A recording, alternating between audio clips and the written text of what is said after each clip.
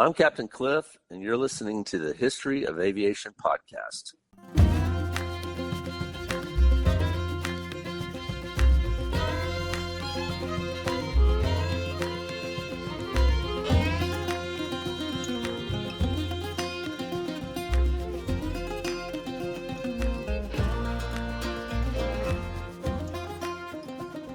Hello and welcome to the History of Aviation podcast. I'm Derek Beeler. Thanks for making us a part of your day.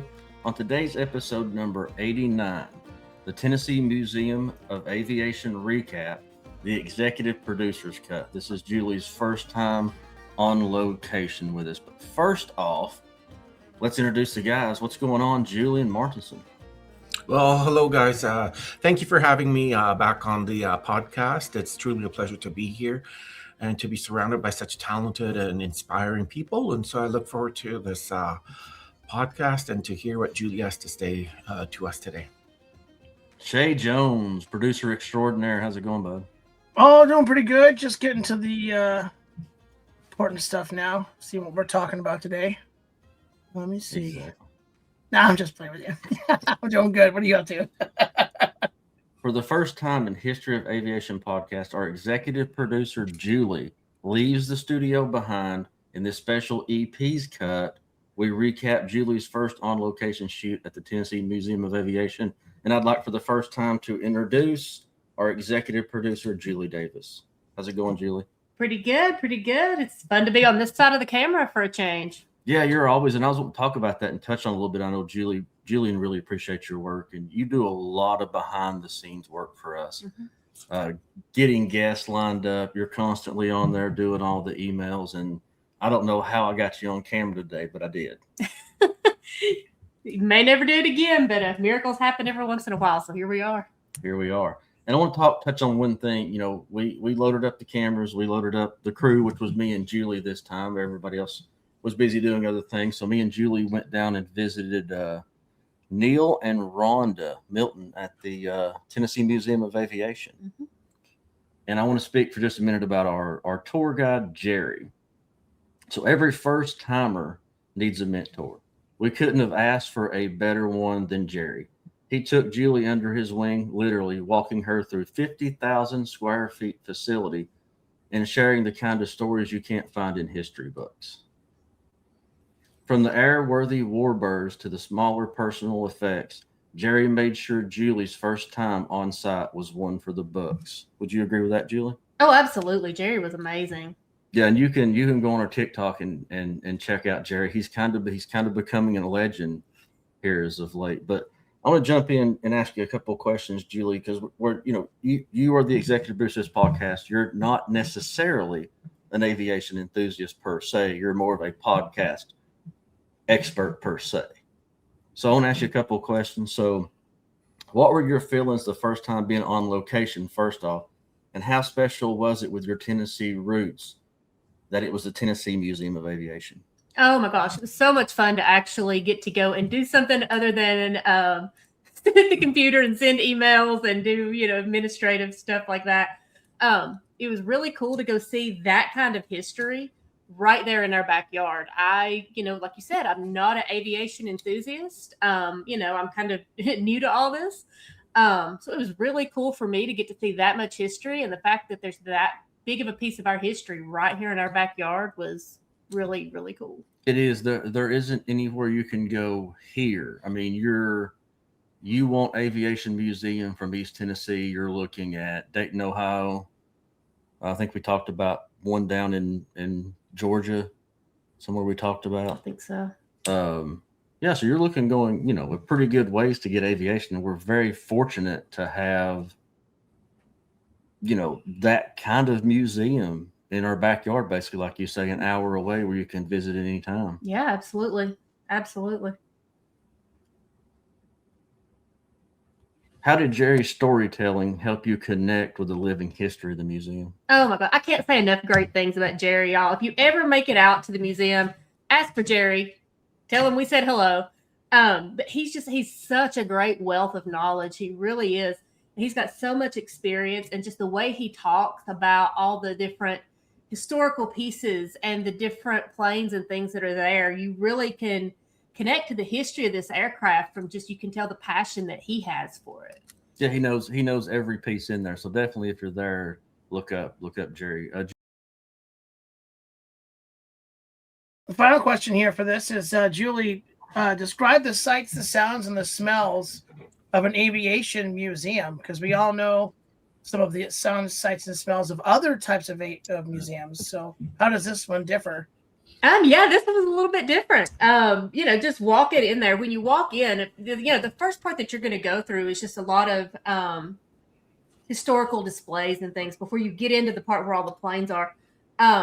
Both parts are equally really cool. But just the feeling of walking in there and seeing all these displays and being surrounded by all of this history is kind of unreal. It kind of hits you when you walk in and you see all of this.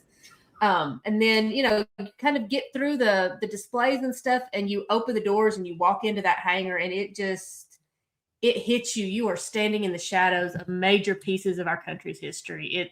It's a really special moment. I don't know the best way to really kind of put it into better words than that. But it was a really, really cool moment. I didn't expect to connect to it the way I did. I really, really enjoyed it. Yeah, aviation awesome. has a real tendency to reach out and grab people, because one thing you can always say about it is airplanes are cool, guys. Absolutely. They really are. So for our next segment, I want to do a fun little segment here. Julie's Producer Notes Field Edition. So the first question in that is, what is the biggest difference between managing a show about airplanes and actually standing beside one up close and personal for your first time? Yeah, it was really it's fun to leave the office behind. Like I said, getting the chance to go out and see something like that. I sit behind the scenes every time y'all do a podcast. I'm sitting over at my computer, and I hear y'all talk about this aircraft, that aircraft, all this stuff, but I never really connected to it like I did until I was there on location, seeing some of this aircraft firsthand. So it was really cool to kind of get a chance to be there, to get a physical sense of what some of the aircraft that y'all talk about all the time are, what they look like, that kind of thing, and just kind of get a feel more for the things y'all are talking about. I'm still very new to aviation. I'm still learning. So I was like a kid on a field trip this day. It was really fun. Do you have something, Julian? Yeah, so when we look at the history of aviation, it's really an accomplishment or a tribute to the progress of mankind in achieving accomplishments, defying the laws of gravity, designing aircraft that go faster, higher, that carry more people. And so if you look at each region or every country, they all make certain claims. This pilot made the first flight across the English Channel or across the United States. But here's a question for Julie. So when you look at the Museum of the Aviation Museum in Tennessee, what accomplishments stood out among all the aircraft that you looked at? And is there something that captured more your attention that would tribute to the human accomplishment in aviation? What's the one thing that kind of captured your attention? The thing that captured my attention, like the plane, or overall, like the thing I thought was the most unique or the coolest little. Yeah, overall, or a specific plane, or a person that struck your curiosity, or that made an impression on you. Yeah. So one thing I guess that really kind of caught my attention, kind of, little mind-blowing things, I guess. And I don't know, Derek can talk about his thoughts on this. I like the history, I know more about history than I do about the aircraft, but I like the history and stuff. And so I learned some stuff I did not know. One thing that stands out to me was we were walking through and we were looking at all these different historical pieces, and we got to this World War II exhibit, and I had no idea they had this scarf, right? And it talked about the pilots, they would have this scarf, and on this scarf was printed the map of where they were going. So if they ended up in a situation where they had an emergency situation, they had that scarf, they had the map of where they were to kind of navigate or kind of get out of that area. And I just thought that was really interesting to me. It's a little thing, but it's really kind of cool. I never knew that, you know. A map you can wear. Yeah. Absolutely. I didn't know that either. Which plane was the most camera ready for our social media page? Oh my gosh. There's a lot of cool planes in there, really cool planes. The one that jumped out at me, you couldn't really miss it because it's the Albatross. It's huge. It's right in the middle when you walk in there. It's just kind of like, hello, you know, there's this giant and then there's all these others around it. It's literally there's the Albatross is in the middle and some of the other planes are actually under the wings. Yeah. Of the Albatross. It's wild how huge it was. Yeah. I can definitely see that standing out. But you know, one thing that I think we all sitting here and all the listeners or all the viewers, you know, the gift shop's a really cool place. I think that was Derek's highlight. We got done and he was like, "Let's go to the gift shop." Yeah, that was cool. They got a lot of good stuff in there for sure. Yeah, I think that's any museum you go to, you know, it doesn't matter if it's aviation or what kind of museum it is, you exit through the gift shop.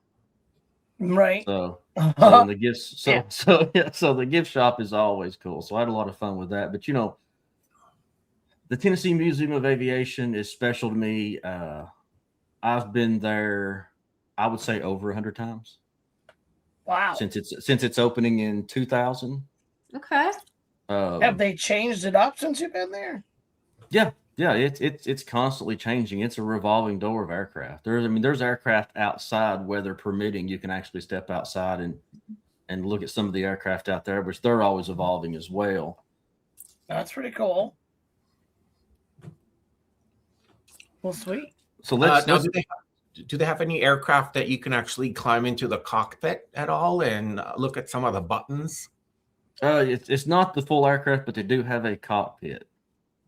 There's actually a video coming out very soon on me sitting in that cockpit acting like a 8-year-old child. Oh yeah, that was fun watching him climb in there and you talking about how odd it was. Daddy?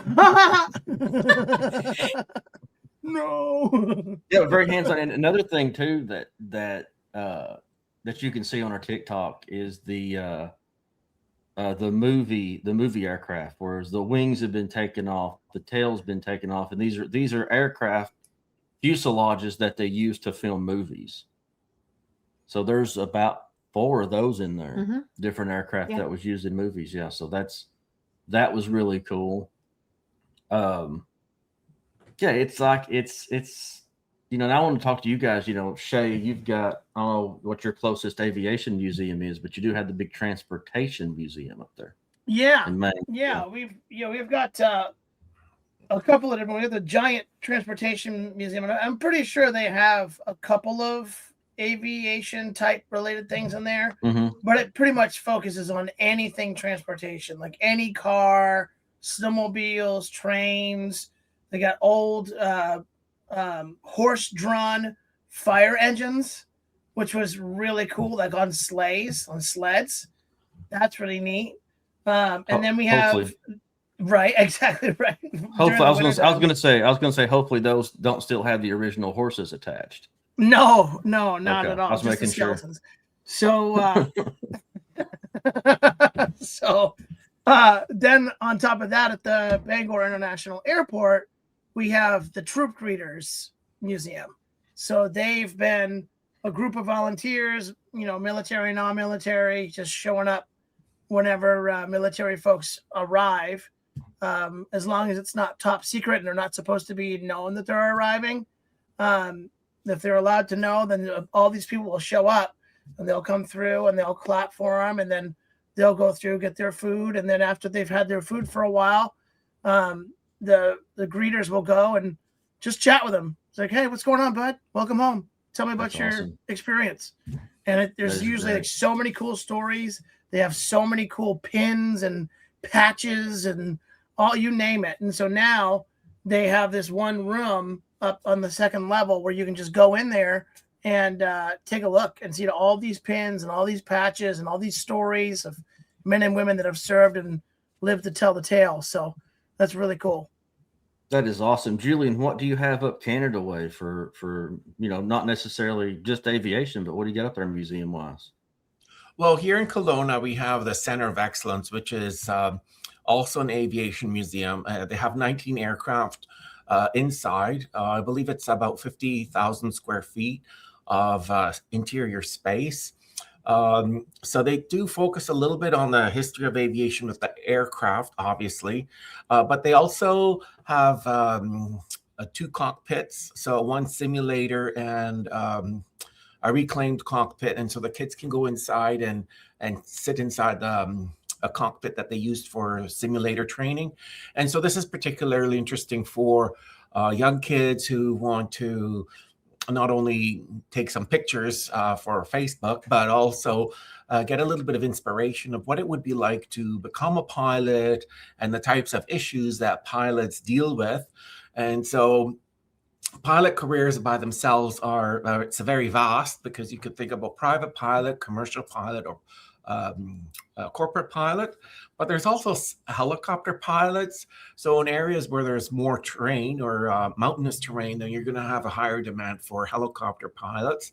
And there's seaplane pilots, ambulance pilots, humanitarian aid pilots.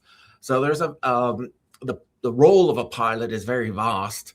And we can also talk about landing surfaces, which we did a podcast on that. But what I found interesting with the Center of Excellence is that they also focused on the airport here in Kelowna and the role that it plays. So it showed a little bit of the runway configuration, the types of aircraft that land there.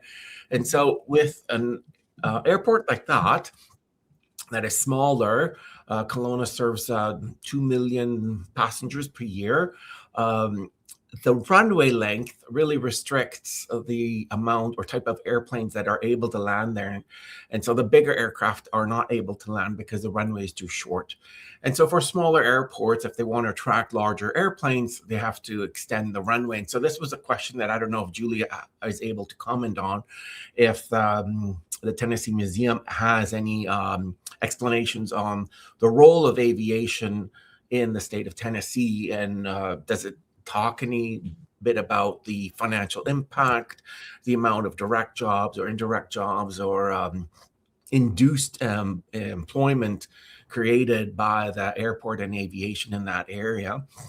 So I don't know if the museum talks about that, but it's always interesting, because usually an airport is not only the first impression that people have when they arrive at a destination, but it also is an economic powerhouse.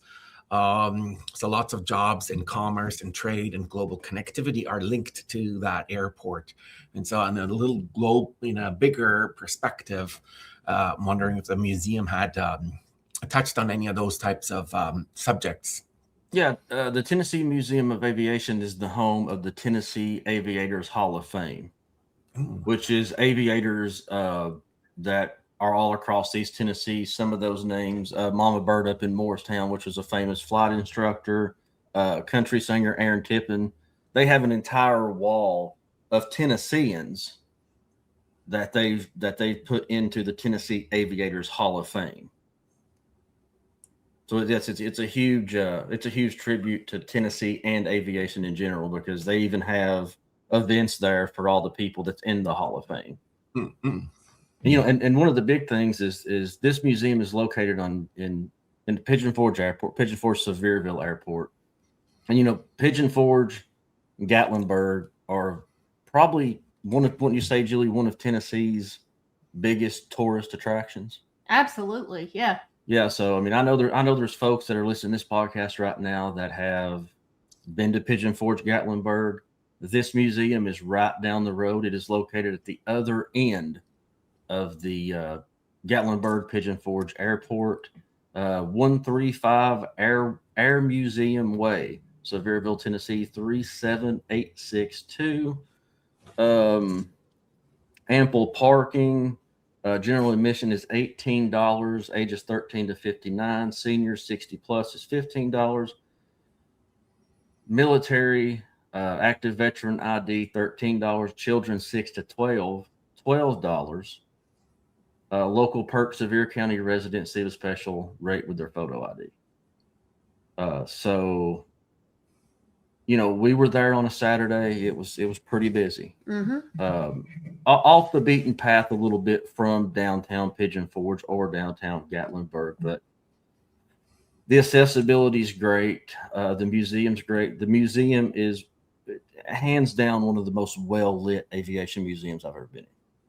I know that's a minor thing, but we were filming and stuff, and you can see on our TikTok videos, which you can see all the little sections of what we were doing. Very well lit museum, which is big to me. That's awesome. But yeah, it was a lot of fun. We don't get to go on location a lot, but Shay, speaking of going on location, we got a big one coming up, and actually we just learned today we're adding another one to that. Another location to the location. Another location to the So location. we got an on location. Holy location, Batman. Yeah, we got back-to-back days of on location stuff. Yeah, in April we are headed down to Pensacola. We are, and I'm super excited. The Naval Air Museum there in Pensacola, and then the very next day we are headed to the USS Alabama, which is not technically an aviation museum, but they house quite a few aircraft in their hangar and outside. So we're going to go around, check all that out, and speak to who we need to speak to and bring that to you. And all these videos that we're doing for the History of Aviation Studio, which is kind of our sister to the actual podcast itself. We're trying to bring a visual, and we're trying to get out on location more. So definitely look for more of that. But our TikTok and YouTube shorts, our Facebook, our Twitter, our Instagram, there's so many to announce. But every time that we put out a video, it goes on all those platforms. So whichever one is your platform, you can follow us there. And all those links will be in the description below of the podcast. Julie, thank you so much for stepping out of the office and jumping on and tell us. We really wanted to give a non-aviation enthusiast take on the museum, and I think you did a really great job, and we appreciate all the work that you do. Yeah, sure. It was fun. Round of applause. Thank you. Oh, very cool. Julian, what have you got going on with your aviation career coaching? Well, we're in the process of revamping the website. So that's in progress. That'll be coming up in about a month or two. We'll have a new website revamped. Also in the process of editing my third book called The Future Trends in Aviation and Their Career Paths. And we talk about environmental issues, CO2 gases, recycling, as well as digital twin. So I was explaining to Shay yesterday that aircraft, they have an aircraft, but they also have the digital twin. And so they can subject the digital twin, which is a computer version of the aircraft, to wear and tear and maintenance issues, and make predictability schedules for maintenance and repairs on aircraft and performance, as well as look at other trends such as diversity and inclusion. And as the aviation industry grows and becomes more globally connected and integrated, may face some challenges related to the emerging countries taking over a larger market share, keeping in mind that the aviation industry is based on Western standards and culture. And so as the aviation grows, that we'll have to adopt and adapt to other countries and other peoples with their desires and what their standards are for customer service and the perception of travel. So we talk a lot about those issues, and that should be coming out in about 4 to 8 weeks, available on Amazon. Cool. Yeah. Awesome.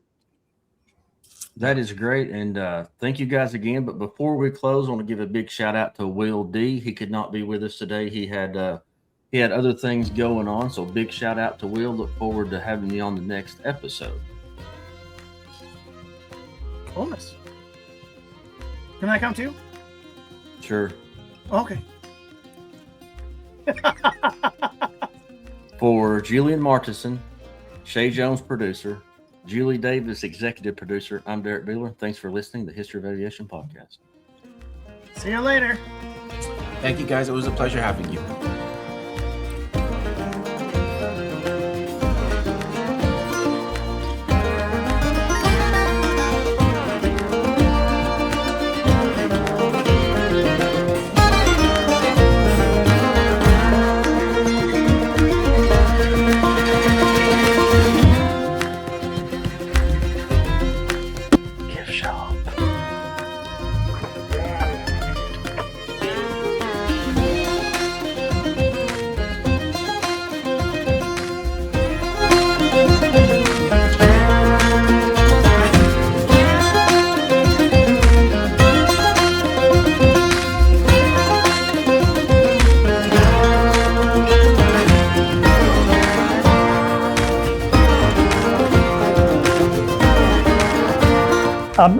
The individual that does that is he comes in and periodically changes some of it, but he's developed all this history about the chaplains in the Second World War and all that. Most people that have not been in service don't realize the significance of the chaplain, but they served a very critical part of the services.